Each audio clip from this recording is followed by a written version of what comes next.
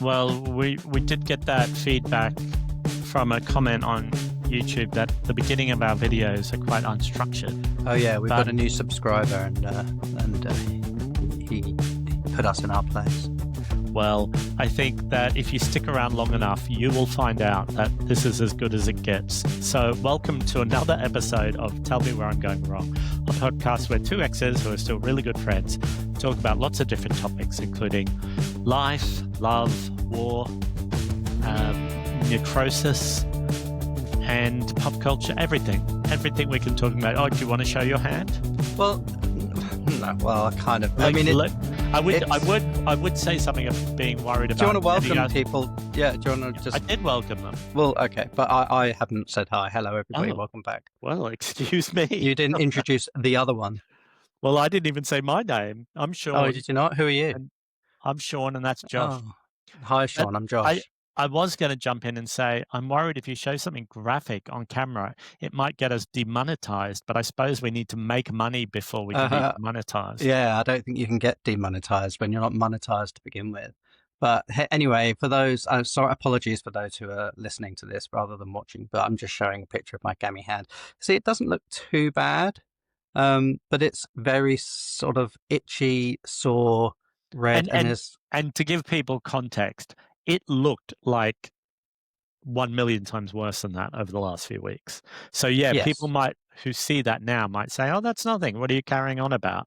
But it was blackened skin and it was peeling away in layers. Yeah. It was terrible. So it's just the fact now that it's gone on for so long. How long has it been?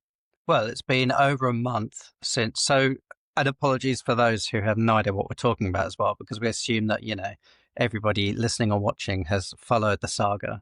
But I had an accident in the garden about a month. It was over a month ago now. I had an accident in the garden where I got stabbed by a very spiky plant.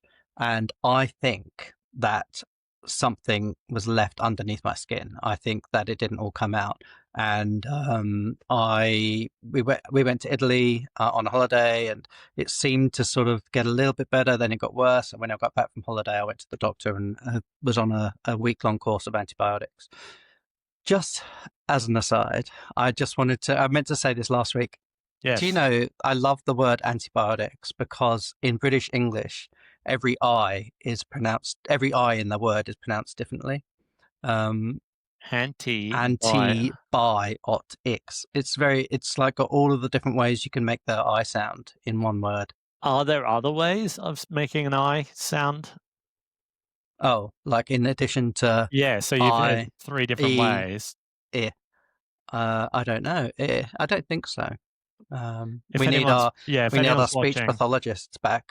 Yeah, if anyone's watching who knows that. Oh, also, while we're having medical updates, I haven't given a CPAP recap for a while. You haven't? I think you've got one to give, haven't you? Yeah, well, do you know, for people who don't know, who don't watch the pod very often, I use a CPAP machine. What does that stand for? Continuous pressurized air something. So it's for people with sleep apnea, which is where your airways shut down while you sleep, and then it starves your brain and your organs of oxygen. It's very dramatic. I'm going to do some live research. Okay. And so I've been using one of these machines for a while, but the mask that I have, it doesn't really fit me that well anymore. And I think it might have to do with my drastic weight loss, because when you wear it, it has to completely seal around here, or otherwise if air leaks out, it's not effective. So I have been waiting for a few weeks or a few months really from the NHS to give me the replacement, sort of the more, I don't know why they don't give you this one to start with. It's like they give you the cheapest one that's not going to work. And then you have to complain and then get the better one. But I got it today. It came in the mail. And look at this. Apologies for people just listening. But if you were watching, what you would see is some sort of Cyberman futuristic thing that I wear. And it's like you'd have to wear that if you went to another planet or something. Yeah. Anyway, just FYI, CPAP stands for Continuous Positive Airway Pressure. Okay. So there we go. So that's your CPAP recap for today. And Okay. I tried this one on because it just came in the mail a little while ago, and it's much more comfortable. It feels more secure and solid. Hmm. And but how would you feel sleeping with something like this every night for the rest of your life? Well, sleeping with it on or sleeping with somebody who's wearing that? Well, Because either. I think the latter might be a bit more alarming. But you know how these work. They have little holes either here or sometimes they're here. So the air is forced in by the machine into here. Now, most of that air goes into your body, Hmm. but you also breathe out, right? And because Hmm. this is sealed tight, this helps push out the air that you expel or any extra air pressure that you can't breathe in. Hmm. Because otherwise, what you'd get carbon. What do you call it? Carbon Carbon dioxide. monoxide. What's No, the? you don't breathe out carbon monoxide. You breathe out carbon I dioxide, but might if I was a farm tractor, but um, that's where s- I'm at. Was still not sure you would. But yeah, go on. well, where does carbon monoxide come from? I don't know. Doesn't it Don't, come from faulty boilers? yeah, but isn't that what people do when they unalive themselves in their car or whatever? I don't know. I don't know. Yeah, maybe. Anyway, if you're listening and you've got anything to add Okay, about unaliving yourself, let us know. you've dislodged your mic a bit. You need to move. Yeah, Okay. a bit I closer. was There you getting go. excited with the CPAP. Anyway, I think our new subscribers probably not giving us top marks for our ability to stay on topic. but I'll tell you, I just want to tell you the name of this mask because they all have different model names. Hmm. This one is quite 80s, sort of either, it sounds like a cocktail or like a hatchback car from the 1980s. It's called Mirage Quattro.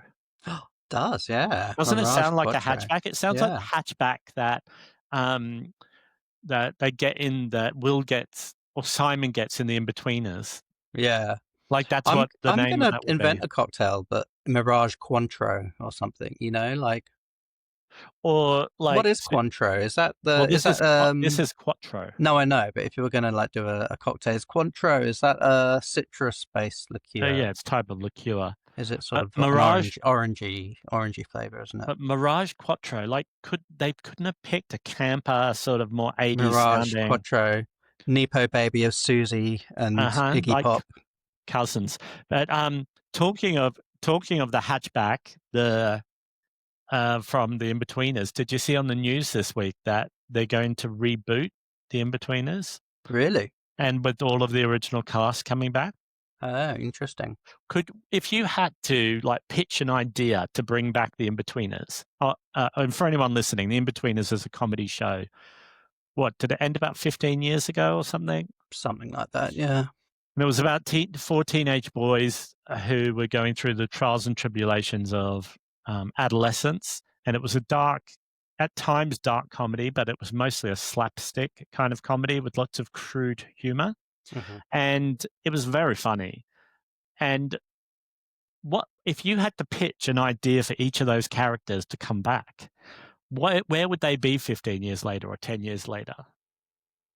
Ooh, I don't know. I mean, that's if if you've got to incorporate a comedic element to it. Although I Yeah. suppose you don't. I suppose the story, the background story could actually be quite somber, but then that's often the best springboard for comedy, isn't it? Don't you think? Like some of the best comedies come from a place of real trauma and really sort of like awful experiences. Like Fleabag, for example. Like Fleabag was so funny, but as the series went on, Hmm. you got to learn more and more about her losing her best friend and then finding out. I mean, it's a spoiler alert, but I'm sure if you haven't watched Fleabag yet, you're probably not going to. And then finding out, in the second series, I think that she slept with her best friend's boyfriend before her best friend sort of stepped out in front of traffic. Yeah. So like, and I think some of the best comedies do have that really sort of disturbing undercurrent. Well, Um, I think they did deal with a lot of serious topics, but a very comical way in the Inbetweeners, like sexual harassment, mm, exploitation in workplaces, uh, just bullying. lots of different ways, but it wasn't as sort of dark as Fleabag. It was because it Yeah. was aimed at Yeah. young people. I mean, I would say that there was, I think it was one of the films, because didn't they do two films of the Hmm. Inbetweeners as well? I think it was one of the films. They did have that slightly, not even slightly, that problematic scene where I think were they in Thailand perhaps? And they were going off in, I can't even remember, it was so long ago, but they're going off in some nightclub and, hooking up with women who turned out to be, uh, what they call lady boys I don't in remember that. Thailand. I Yeah, don't remember that. there was a scene, and it was all that kind of weird. I mean, it's a bit of a grey area, isn't it? Because it was very much along the lines of that adolescent boyish humor that they Yeah. traded so much on, about that, oh, you're getting that what woman's actually a man, or and it was that sort of jokey approach to it, but it's sort of, I don't know, it didn't sit well with me. I think that what the Inbetweeners were trying to do a lot of the time was to hold up these awkward or difficult or prickly topics that young men found funny, mm, and show a joke, but then also show that why these young men were deficient in their understanding and why they found it funny. yeah, So if one of them said something racist, the others in the group would call them out for being racist, even though they might even laugh along with it. yeah, And that to me was quite realistic for young people, yeah, because it's young people don't often call you out on your bullshit without, it's not that black or white. There's a lot more nuance for young people. So you yeah, might yeah, find the humor in something straight away, but then you might also be able to have a quiet word with your mate and say, "Hey, that wasn't cool." Or, yeah, there were lots of jokes. The character Jay, who was acted like a real sex pest, but was hmm, actually very scared of sexual and romantic encounters with women, or hmm, young women or young girls. hmm, He he would often get called out for his behavior, for being a sex pest. And then it turned out that when somebody was made sexual or romantic advances to him, he was really scared. And then that shows you that's tied into having an abusive father who was horrible to women as hmm, well and spoke in yeah, very misogynistic terms. So I think it was clever in the way that it showed sort of two sides of the same coin. hmm, And I think there would have been a lot of lessons for young men. No, and that's not to say that it wouldn't have been also problematic and it didn't perpetuate some of those ideas as well. But it makes me think that someone like Jay, whose character was, a real sex pest, that 15 years later, his storyline might be that he is like a women's rights activist or something. Like he might be work. perhaps. Yeah. I was thinking it might be good to see some of them now be fathers themselves, and Mhm. perhaps have, young boys. And so they might be like trying to navigate life as being a male role model, to a younger man and a younger boy. And sort of that forcing them through some sort of cathartic learning experience of their own sort of past mistakes or something. But I don't know. Yeah, well, I think that's probably like what we talked about with Priscilla, Queen of the Desert. Mm. I have a feeling that any sort of reboot, there's always the chance that there'll just be a new generation of characters, and then yeah, the original guys will be the fathers, and Yeah. they'll just be in a few scenes, but it's there's the fathers like, but something like Will, who was like a real bookish, nervy, unpopular kid Yeah. who Awkward and yeah. awkward, who came from a posh family, but then his mum lost the money, so he had to go to a state-run school. Mm. It I could see him going into some sort of bureaucracy or bureaucratic job, or maybe he's like a counselor for the Lib Dems or something. Yeah. Yeah. Maybe like I think he wouldn't be There's, like do you know, reform or conservative. there's probably already like many websites and blogs donated to, is it, what's the term? Is it fan fiction? Is Yeah, that, fan yeah, fiction. fan fiction. When people, fans of a show will write their own after story or prequel story or whatever. There's Yeah. probably a load of that out there already. Well, talking about reboots or bringing things back and having resurgences, there was another bit of news this week that you might find interesting. mhm. Do you remember the pop band Aqua? Yes, I do. So Yeah, obviously Barbie everybody Girl. knows that their most famous song is Barbie Girl. What else did they sing? I have no idea. Hang on, they did have another big song. Um, oh, do you know? Dr. Jones. Oh, Dr. Jones. Yeah, yeah, There was that ballad, Turn Back Time. yeah. Vaguely, vaguely. Um, anyway, they had a handful of really big hits. And I mean, obviously, Barbie Girl is one of the biggest selling songs of all time. They're turning their catalog into a jukebox musical, Aqua the Okay. Musical.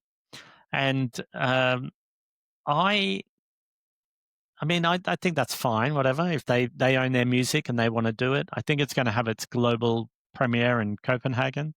hmm And but I could, were they Danish? yeah, were they? I Yeah, don't they know. must have been. Well, where's Copenhagen? Denmark. Yeah, well, they must be, right? If it's going to be there, Okay. I'll do some live research. But do you think that that is quite a flimsy premise for? Well, yeah, like when we struggle to name three of their songs, I think I'm not sure how you can base an entire musical around that, but Oh, yeah, they're um, Danish, Norwegian. okay. Um, yeah, so I mean, what would it be? What if you had to imagine a story? I mean, I can't even imagine a storyline. What, Maybe they should merge the Inbetweeners reunion with Aqua I mean, jukebox musical. I wonder if it would be like about them, about their lives. Like, you know, there's the Steps musical, and Steps is hmm another pop band from the same sort of era originally, but it wasn't based about around the people from the band. It was a story of five friends who worked at a supermarket or something. Yeah. So, but I wonder if they would do that same sort of thing, like right outside the band, or have the band, the story of the band. I wonder if it's interesting enough to. Mm. Um, anyway, that's. I Well, just thought you might be slightly interested in Aqua the musical. yeah. Um, My interest is fleeting. okay, and other pop music comebacks. I just saw that the band D-Ream have Oh just yeah. released a new album 2 months ago, Wow. and What like was the singer's name from that? What was his name? Peter Cunner. Yeah. And for people who are young, I don't know if any young people listen to this, but D-Ream were like a dance music pop band that had some quite big hits in the In the 1990s. 90s. Yeah. And but then about a Well, they decade, had what? They only had like a couple of songs, right? yeah, That like I like think they big had songs. something like 6 top 40 hits or something, Oh wow. and maybe That's two top 10 hits. I can only think of one song. So anyway, there's the main song, and the one that Josh is most definitely thinking about is was co-opted by or used by the UK Labour Party hmm when Tony Blair was running for office to be prime minister, and the Labour Party was trying to get in power. It was used. What was the name of the song? Things can only get better. And so it was Well, you. actually, was that the name of maybe it had a different name and then it was Yeah, in I can't. brackets, things can only get better. Yeah, I can't remember the actual Anyway, name of the song, but yeah. it was used as like a sort of to show that the Labour Party were cool and they could Yeah. appeal to the young vote, and that they Well, were. it was trying to breathe the optimism Yeah. into politics, wasn't it? Um, but I saw them or him do that song live once. I was at a TV show taping, and I'm trying to remember who else. Marcella Detroit, who was one half of Shakespeare's sister, Yeah. she was there performing, and D-Ream were there. I can't remember who else. Other music acts, but yeah, Peter was.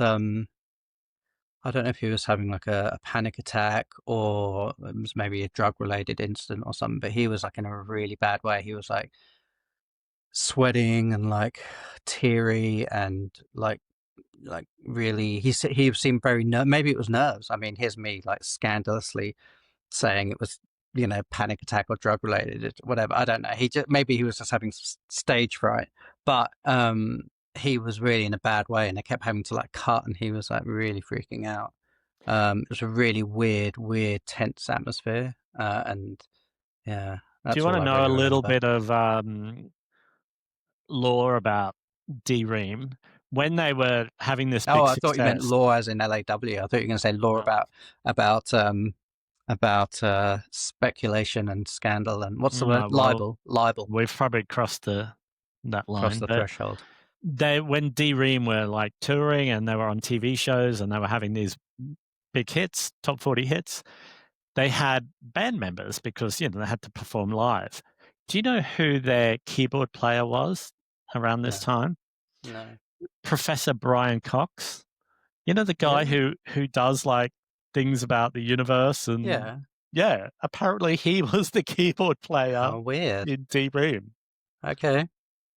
One of my Interesting. favorite quotes, remember I've spoken about it on here before, is about the universe, and it's from Mm-hmm. Brian Cox, where he says, one day nothing will happen and it will continue not happening forever, Mm-hmm. for eternity. Which I contest, but anyway.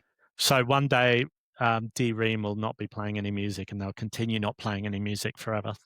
Do you know, I was thinking just the other day on one of my philosophical walks. I was thinking, we've spoken on here before, haven't we, about how it's such a hard concept to grasp, that space goes on forever. That there Mhm. isn't a boundary, and then if there is a boundary, there must be something beyond the boundary, etc. But I was also thinking about time. Like, scientists say that the Big Bang happened, but what something must have existed before that, and I think in some ways that's an even harder concept to grapple with, is that time, well, time is a construct in some ways, isn't it? But it has always, existence is maybe a better word for it, because Yeah, existence has existence. always been there and will always be there in different forms, in different, I don't know. I don't even have the vocabulary to talk about it. But yeah, I think that, to me, especially because our lives are so bound by time, we're so bound by calendar and work and all of that Yeah. sort of stuff. It's so hard to conceptually imagine time going back and But like forwards. if you use that word existence that we were using before, and Hmm. if people believe that the Big Bang created reality or created existence, what's this anti-existence? What's the pre-existence? Well, What yeah. was there before the Big Bang? Well, exactly. Exactly. Yeah. Anyway, Can we get it's a bit mind blowing. Professor Brian Cox on the line, To please? come on and play some things can D-Ream. only get better. Also, a lot of him playing the keyboard wouldn't have been real on these TV shows. They just mimed, didn't they? He was singing live at this one I was at, but I'm sure something like Top No, of the but Pops. like I mean, the music of it would have just been a backing track if Brian Cox Probably, was playing the probably, keyboard. yeah, probably. Do you remember Brian Cox being there? Now that I've told you that, No, no. um, I I'm wearing So wait a minute. D-Ream are recording a new album, did you well, say? it's out. It's out. Oh, it's out. So if anyone's interested in a bit of I mean, because we're looking at like 30 years ago now, right? Yeah, And it was really, oh, I've just knocked my I know. computer. It was really like D-Ream were not cool, but I don't know, they were popular, I suppose. The song that song, Things That Can Only Get Better, was a huge hit. I feel like it was number one for about 4 weeks or Yeah, something. it was 4 weeks at number one, and then years later it got used by the Labour Party. And that kind of, in my opinion, kind of put a nail in the coffin of if they were cool or not. That they let politicians use it on such a grand scale. Mm, I mean, people didn't hate the Labour Party as much as they do now, obviously. mm, People did see it as like an alternative to the Conservatives and a little bit more progressive. mm. And I can't believe that anybody ever thought Tony Blair was cool or even would mention that name in the same sentence as the word cool. Mm-hmm.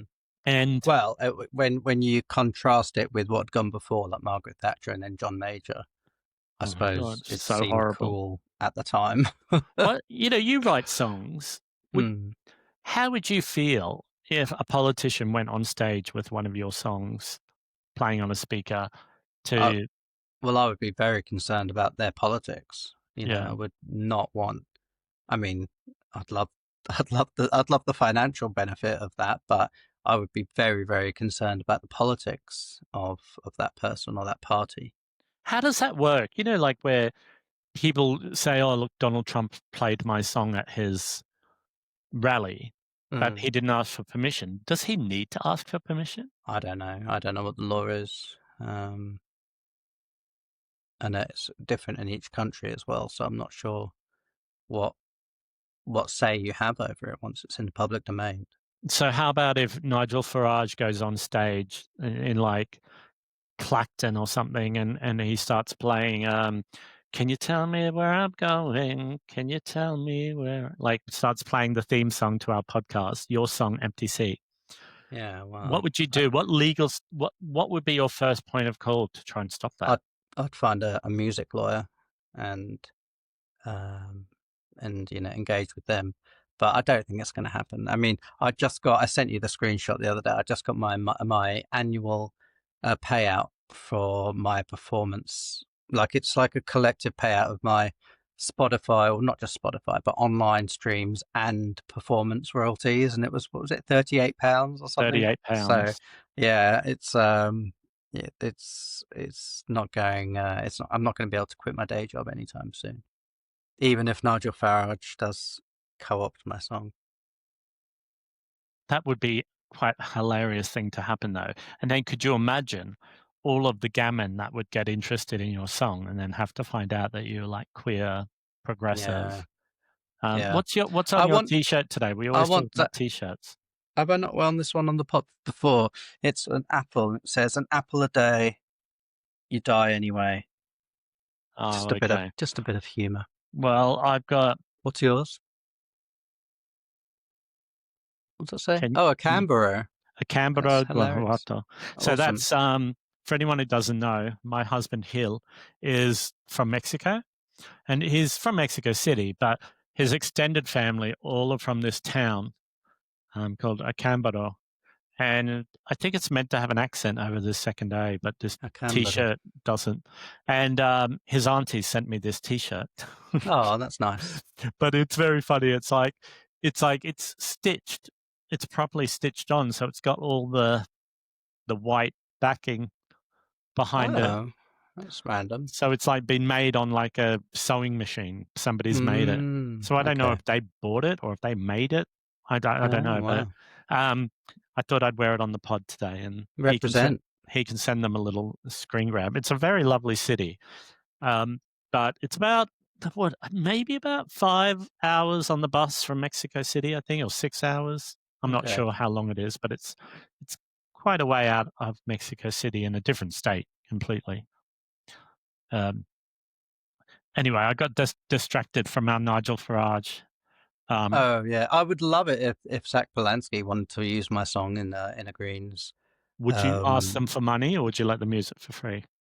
I'd probably let them use it for free because I'm very aligned with their politics, and I, it would the song would get attention through them using it anyway. So I would still probably make money from them using it. But yeah, I don't think it's likely. Although, Zach, if you're listening or watching, or if anyone in his team, if you want to support other queer vegans in your campaign, then you should use a song written and performed by a queer vegan. What Just other saying. songs have Just you saying. got that might help bolster a campaign that might fit? Because, they just released a video yesterday of, The Necronomicon. yeah, no, Zach reading out a poem by Benjamin, I can't even speak, Benjamin Zephaniah. Zephaniah, Oh, reading right. a poem about multiculturalism in the UK. Hmm. And there's like spliced with all video of Zach meeting different people from different communities, and it's Okay. a very powerful video. Hmm. So if you came up with something, one of your songs, if you had to pitch to the Green Party, one of your songs that would add value to their campaign, what have you Yeah. got that you could pitch them? Well, it depends what they want to do. Like, I've got that song Over Again, and they could use that in a humorous way when they sort of poke fun at, Starmer or Farage or even the Tories about them doing the same thing over and over again. So they could use that, I suppose. But if they're coming from, like, I think the Greens are coming from more of a place about hope, not Yeah. getting Oh involved well. in dragging other people down. Yeah. Well, none of my songs then. They'd be better off going back to D-Ream and just using Things Can Only Get Better. None of What my about, songs are are there very any hopeful. Aqua songs that you would recommend? Well, Dr. If I Jones. if I could Dr. turn back Jones. time, Yeah, well, I don't remember how that one goes. Um, you'll have to do a deep dive. But I the Greens are doing really well, and I think the last time I looked, the membership of the Greens, we were talking about the membership surge in mhm. the last episode. I think the membership is over 115,000 now. Wow, And wow, that's the incredible. latest voting intention poll out of Westminster Mm. has like about a point something of a percent, but they are ahead. The Greens have just passed Labor for in Yeah, I would take that with a pinch of salt, though. Because there are different polls, and some of them say which party are you most aligned with. But then when you ask the same person if there was a general election tomorrow, who would you vote? The answer's quite different yeah. sometimes. So yeah, I would take it with a pinch of salt. But yeah, I mean, he's definitely, Zach is definitely leading a bit of a surge in popularity. And there's also talk. I don't think it's anything official, but there's also talk about some Labour MPs defecting to the Greens potentially.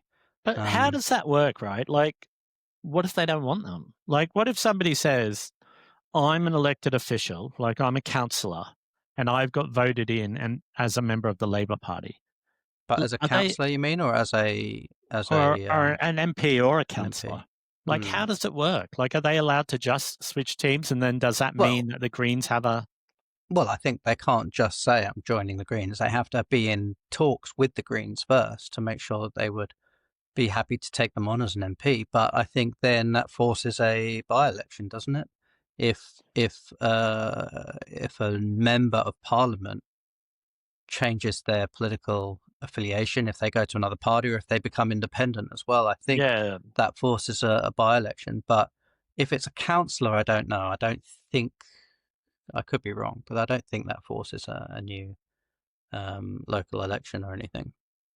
okay. There was a by-election yesterday, wasn't there, in Wales? Was there? I Um, didn't know. how do you pronounce the name of that? And I'll butcher it, I'm sure. Oh my God, there was absolutely no way that I would be able to pronounce it. Can I spell it to you and you tell me if you know how to pronounce it? Yeah. Caerphilly. Oh, yeah. Carefees, is it? Is that how you pronounce it? I think I could be so wrong, and I apologize if I'm butchering it. I thought it was Carefees. So I don't know. Has it been finalized? Because reform and oh my God, I can't even with the Welsh names. Like I don't even know how to pronounce the name of the Oh, political yeah. party there. Yeah.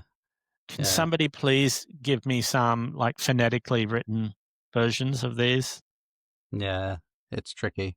But the Greens are, uh, are really down in that by-election.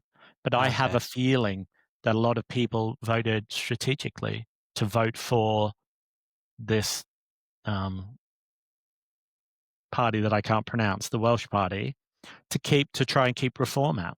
Right? Like we Yeah. were talking Yeah. last week, like would you vote strategically if it meant, would you vote Labor or an independent or somebody other than Greens if you Yeah. knew that it had a better chance of keeping the reform out of power?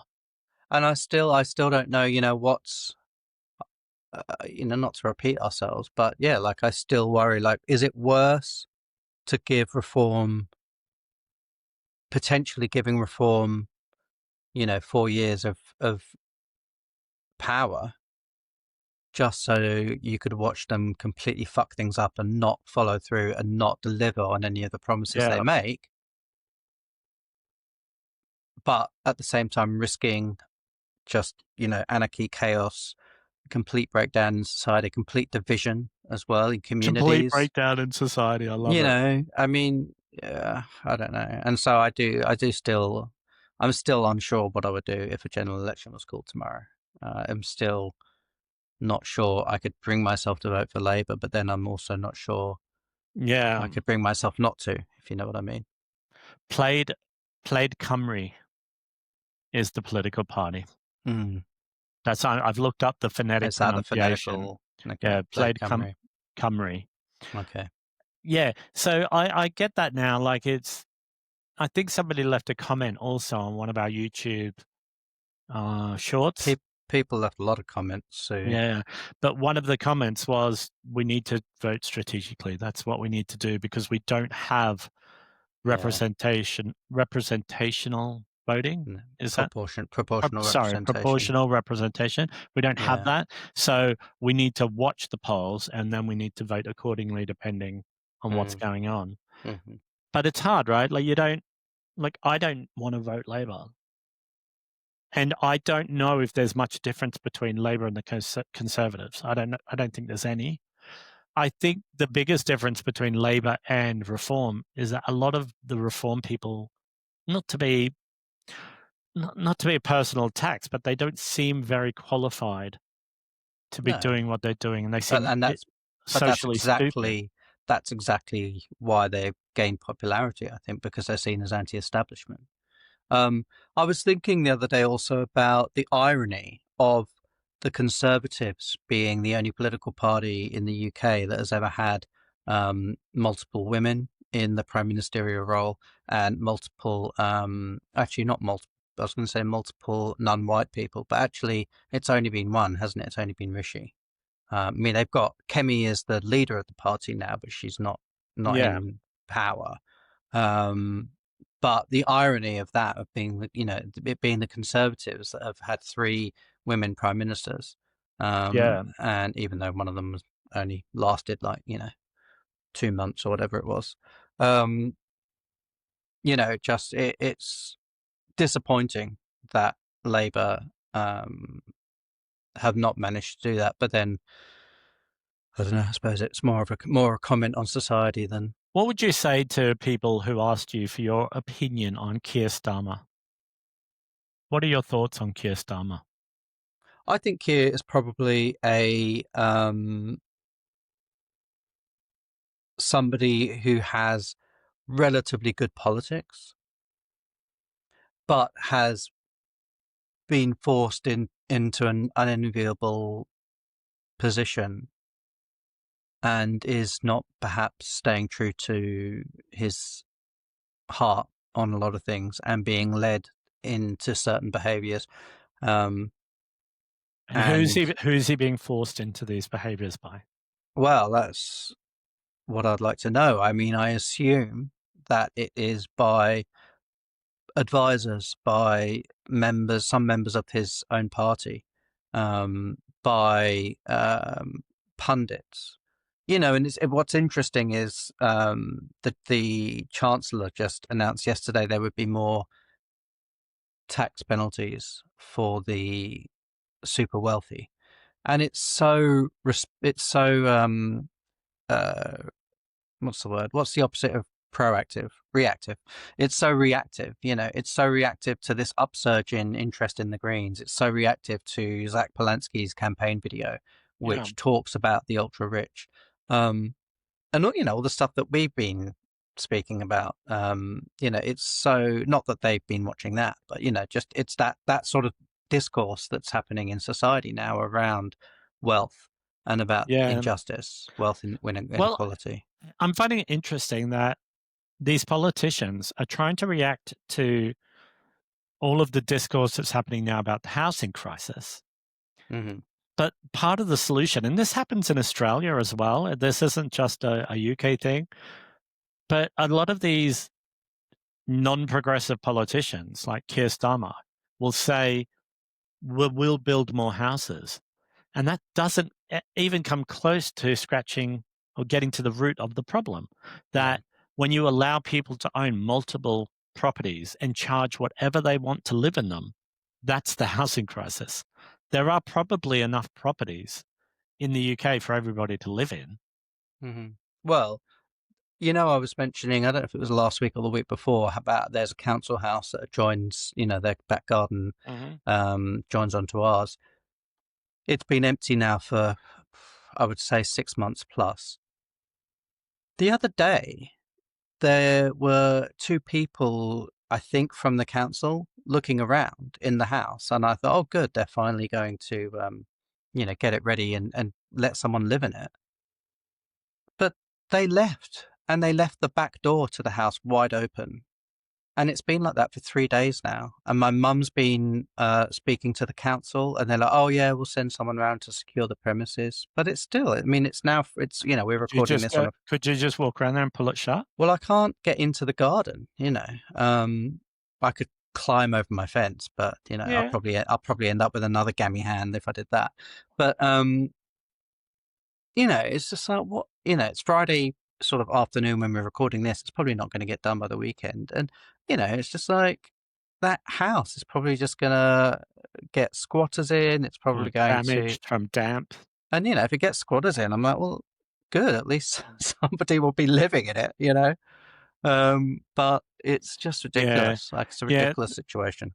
The idea that people can't see the connection between owning multiple homes and charging record amounts of rent for them, and the crisis of younger generations not being able to afford to live anywhere. How people can't see that connection is just mind-boggling to me.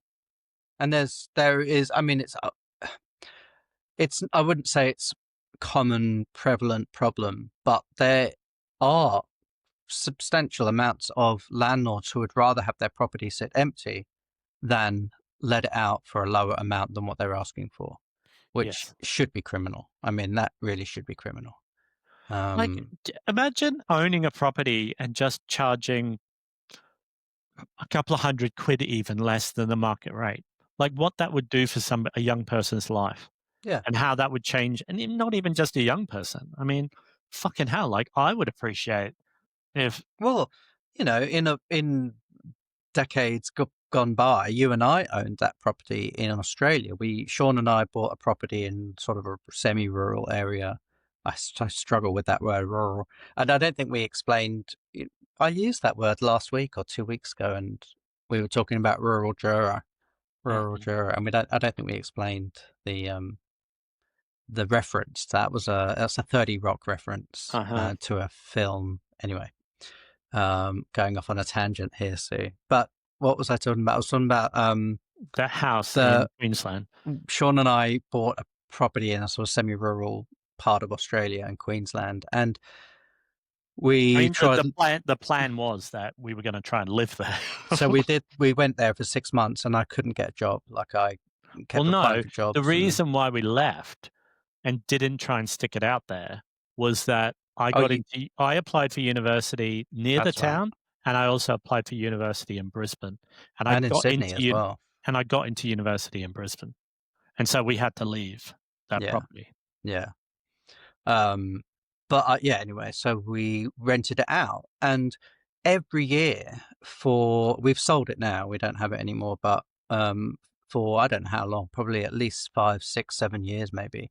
We were renting that out through an agency, and every year they would say to us, put the rent up, and we had to we did increase the rent a couple of times in that period. I think like $5 or something. Yeah, like a very small amount. And they kept pushing us because obviously they get a percentage, and so they want you to, and not only that, there are so many factors. They want their percentage, but they also want rental values to increase in the area so that property values increase, and et cetera, et cetera. And we just had to really push back hard on that because, we wanted the rental income to cover the home loan that we had on the property and to cover, like the insurance and stuff that we had to pay. But we didn't want to like fleece our tenants. And we said to the agency, we would rather have a happy tenant, long-term, reliable, happy tenant in there and get less rent than try and maximize profits from it. But it's just like, that's not to be all like, self-congratulatory about it, but that should be mandated by law. It shouldn't be an But option that also, we some people shouldn't take. have really, we shouldn't be owning a house that we're not living in. That No, should be the no, law. I mean, that yeah, should be the way that things are done. Because when you own a property that you don't live in, you're instantly earning money from somebody's basic human right to have somewhere safe to live. I mean, it is yeah. problematic. Except I would say that if we could have afforded at the time to sell that and buy somewhere to live in Brisbane, we would have Yes. done that, Yeah. but we couldn't. Yeah. Especially as you were at uni, that wasn't an option. And same, when you left, when you finished uni, we still couldn't afford to buy anything, even if we'd sold that. So, yeah, that's, but yeah, I think that's different because we didn't intentionally buy it, not to live in it. Yeah. Um, Whereas, yeah, How wild would it have been if we'd stayed this little town is is I mean, we've spoken about it a couple of times on the podcast, but it was a very small town in hmm rural Queensland. And I mean, what was it, 2,000 people, the population? something like that. Yeah, something And like there were that. marauding dogs like that roamed Packs of the wild town, dogs. packs of wild dogs. And once there was a drought, or I mean, there's lots of droughts up there in central Queensland, but the mayor of the town held a prayer event on the local football field to try and break the drought. I hmm mean, it's that kind of place. So, how we thought we were going to function there on an And it was ongoing basis. the closest city, which was a good sort of half-hour drive. Closest city was the beef capital of Australia. So, two queer vegans, you really could not get a more unusual choice of residents. But anyway, history shows that we didn't end up living there anyway. But Right. So, did you see the news that the singer D'Angelo died? I did, yeah, yeah. Do you And know that he was fairly young. I mean, he was my relatively age? young. He was Yeah, born in the same year as me. right. He died from pancreatic cancer. I know that he had a lot of struggles in his life with uh, drug and alcohol abuse or addiction, hmm depression. He was open about that. He was very open talking about how early in his career he had a lot of success, and a lot of it was based around his physical appearance or his sexiness, his sex hmm appeal. And I Yeah. know that he really hated that, and he felt that it made him unhappy, or really Mm. he found it problematic. I didn't know that. I was reading about him the other day that he dated Angie Stone for a while, the other Oh, I didn't singer, know that. soul singer. Yeah. I only became aware of D'Angelo when Prince released that. Do you remember when Prince released that song with Chuck D called Undisputed? hmm Chuck D was like the leader of Public Enemy, the rap group, rap and hip hop group, and he did a track with Prince called Undisputed. And in the track, Prince has a lyric where he says, talking about how he is the level that people should aspire to be as an artist. And he said, if you want to be on my level, you've got to learn to rise above. Just talk to D'Angelo or Questlove.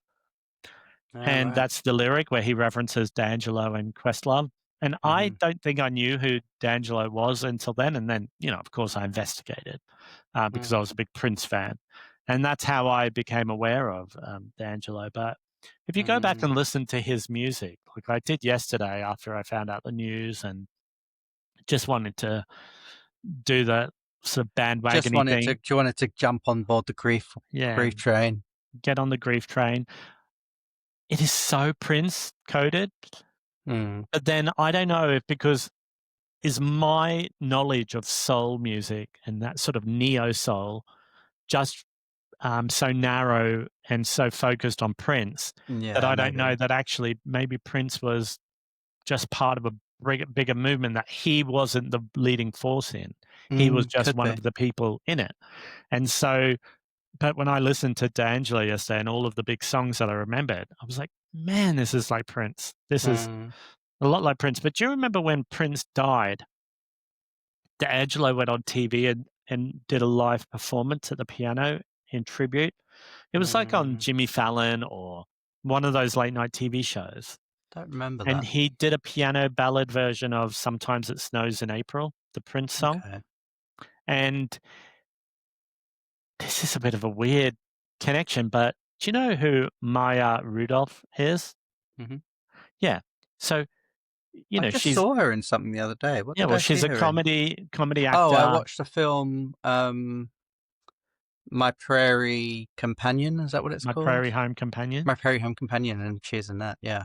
And, you know, she was on Saturday Night Live. She was in Bridesmaids. She's in like lots of comedy things, but she's also a singer. Her mother is a really famous singer called Minnie Riperton, Hmm. who died when Maya was very young.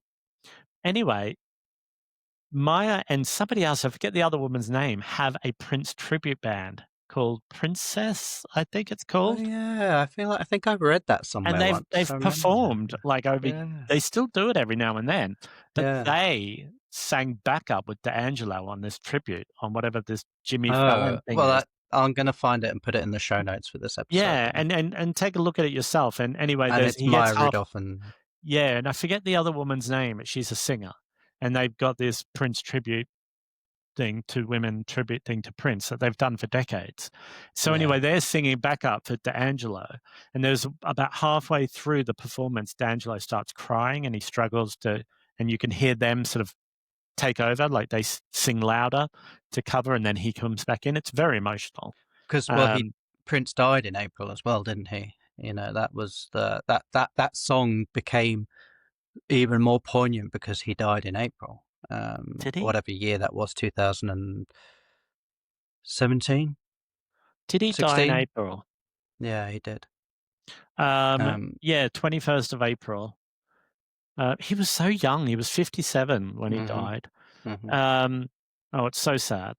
I was Um, so upset when he died in 2016. 16. Okay. Yeah. Speaking of Saturday Night Live, I didn't get to talk about it on the podcast last week, but you know that I went to see Brandi Carlile at Heaven nightclub in Hmm. London, and there was a Q&A before she played. There was a Q&A, and the moderator or the person interviewing her on stage was Jason Sudeikis. Sudeikis, who was also on Saturday Night Live, but is And was also in probably 30 Rock, and we just talked also about in 30 30 Rock Rock. as well. In fact, I've got another 30 Rock thing to tell you in a minute about that film I saw the other night. But yeah, the moderator was Jason Sudeikis, but most people would probably know him in recent times for being Ted Lasso. He was the actor who played Ted Lasso, and they read out. You could submit your questions in advance for Brandi Carlile, and I submitted mine a few days before the gig, and it was the first question. They only picked 3 questions, which was fantastic, and mine was the first one, so that was fun. Not only to have my question read out and answered by Brandi Carlile, but also to hear Ted Lasso say "Josh and the Jump Starts" was quite Or fun for me. or Floyd. Floyd from 30 Rock, yeah. Yeah. Um, yeah, it was good. My question was because it's 20 years since Brandi released her first album, and she's just about to release. I think it might actually be out today. She's releasing her new album, and it's 20 years. And so I said in my question, 20 years ago, an artist's queerness would have been seen as a potential barrier to success and acceptance in the mainstream. Do you think that's still the case? And if not, do you think we've come so far that it's actually seen as a positive thing in terms of marketing? Uh, Yeah. and I mean, her answer was okay. It wasn't that So in what'd she depth. say? Well, she said We're, it's. we're this far down the rabbit hole. Don't live as Hagen Sue. What do you mean, Sue? Come on, long story longer. Well, I'm just talking about. We're just having 2 friends having a conversation. That's what this podcast We're is. we're If you don't shooting the like shit. it, if you We're don't like shooting it, if you don't like it, Sue, you can hit the red end recording button. we're shooting the shit. Shooting the shit, exactly. Um, she talked about how it was really lovely to see artists like Chapel Varun, expressed their queerness so openly, and she's very grateful to all the people that have gone before. So she name checked the Indigo Girls, Melissa Etheridge. I can't remember someone Katie else. Lang. I don't know if she mentioned KD, but it didn't really answer my question about whether it maybe the question was a bit too long-winded, so much like this Well, anecdote. but But also, someone like Brandi Carlile, she sits outside. She's so famous and so well connected now. Like she'll get approached by people to write songs for Oscar-winning movies, or she'll perform with Elton John. She sits above the regular concerns for queer musicians. She's oh on a yeah, different yeah, sphere. If she was yeah, gigging as a queer woman and an unknown queer woman, yeah, she would have answers to that question. But I don't think she experiences. I mean, of course, she'd come up against misogyny and queerphobia, but not at the same level as an unknown person would. yeah, yeah. That's She would true. know. She would know what Yeah. you would go through, or another queer woman would go through, or a queer woman of color, or a trans woman, or she Mm. wouldn't have those insights now. I mean, she must be incredibly rich, right, and privileged Oh now. yeah, yeah. Should be loaded. I can't get through an episode without talking about. Oh, sorry, you were going to say another 30 Rock Oh story. yeah, no. Just I Oh, went to also, see. before you go, what the hell was Ted Lasso doing there? What, do they know each other? I don't know. Well, Brandi did did an episode of Saturday Night Live with Jason, and so Yeah, they knew each other. But I think I might have this wrong, but I think his sister maybe had done some work with Brandi in I'm not sure exactly choreography. I want to say, but I could be. nepotism soon. Yeah. And he said he was a huge fan as well. So Well, there you go. yeah, that's it. But the only other thing I was going to say was I went to see a film the other night, and it had Will Arnett. I don't know how to say it, but I don't know where the emphasis is on the word. Who was also in 30 Rock. And I just didn't think the film was very good. It was directed by and starring Bradley Cooper. Well, not starring, but featuring Bradley Cooper. Can I say And something problematic about Bradley Cooper? yeah, Does he look a bit weird lately? that's Did he look? problematic. He was on. Define weird. He was on stage, right, at this event you went to Yeah. the other night. What did his face look like? Don't know what you mean. So, what are you trying to Describe get? That's a very loaded describe what question. he looked I don't like. know. He had 2 eyes, a nose, and a mouth. Okay, did he look a bit like Kris Jenner? I wasn't close enough to get that level of detail. He looked Did he look fresh? Did he look plump? plump. Yeah, like What do you mean? did he look like pickled? I see where you're getting at, Sue, and this is very, very bordering on the fringes of libelous. I'm not going to comment. No comment. No comment. But I will comment on the film, which I thought was actually quite shit. It's called "Is This Thing On?" and even the premise of it is just a little bit. I don't know.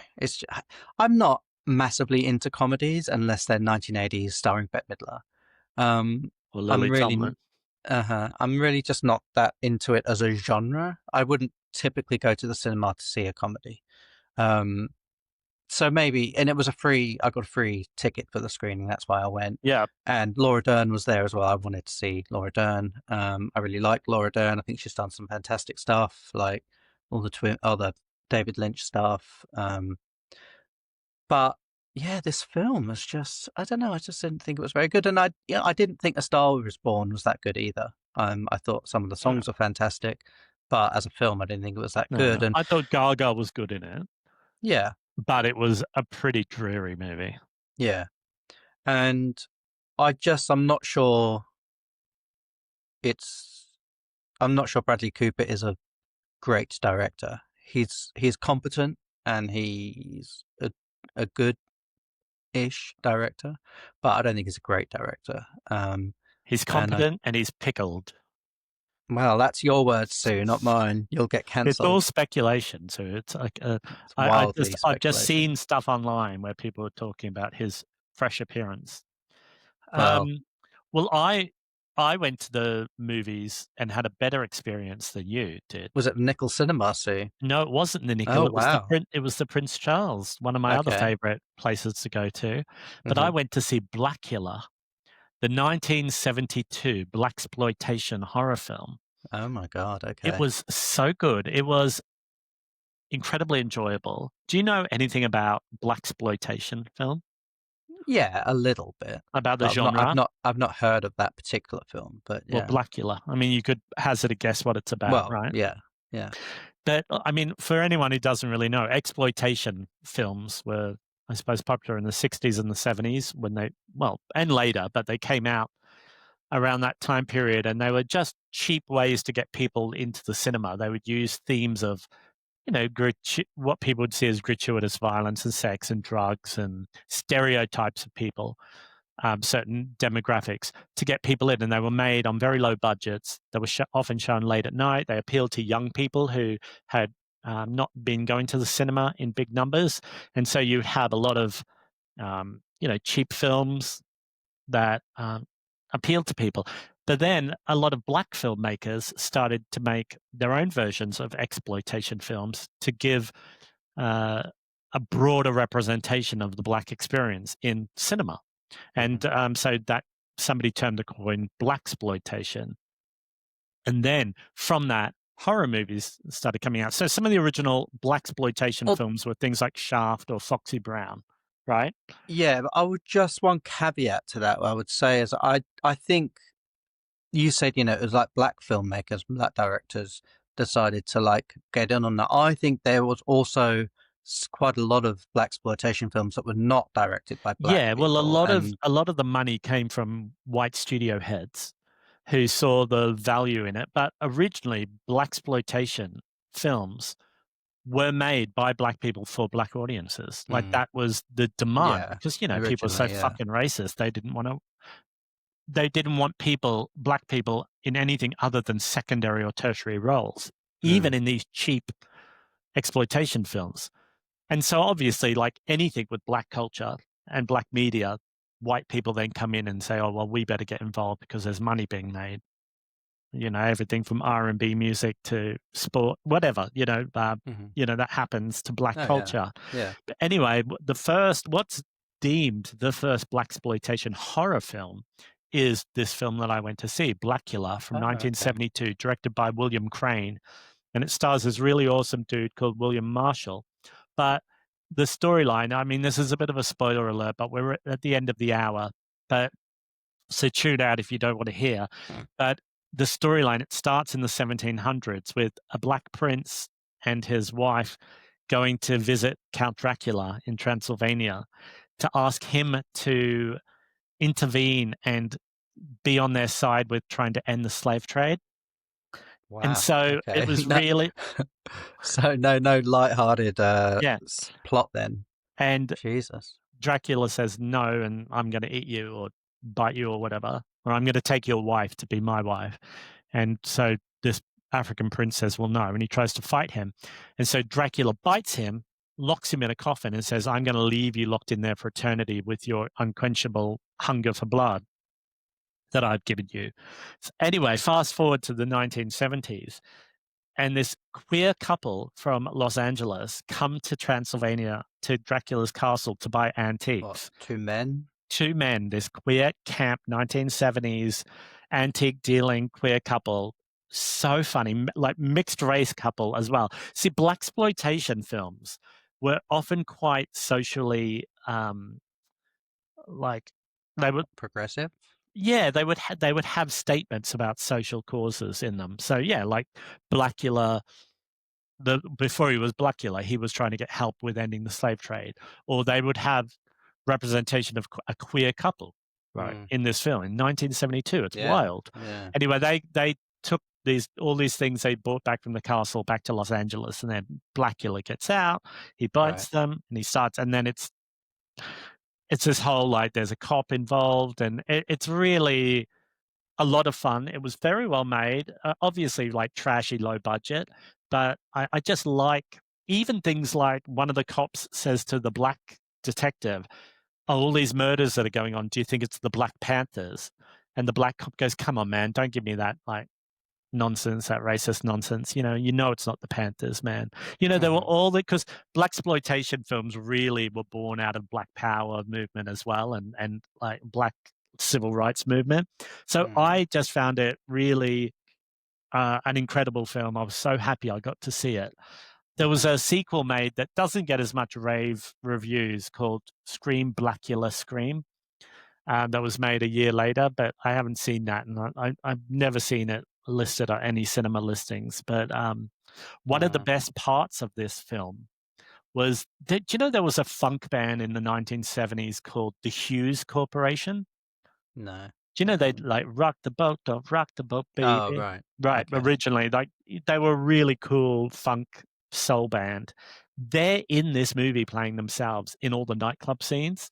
So Blacula is in this nightclub and the Hughes Corporation are on stage singing and all these people in the 70s dancing around. It is so awesome. Like I was just smiling ear to ear the whole time this movie was on. It was Brilliant.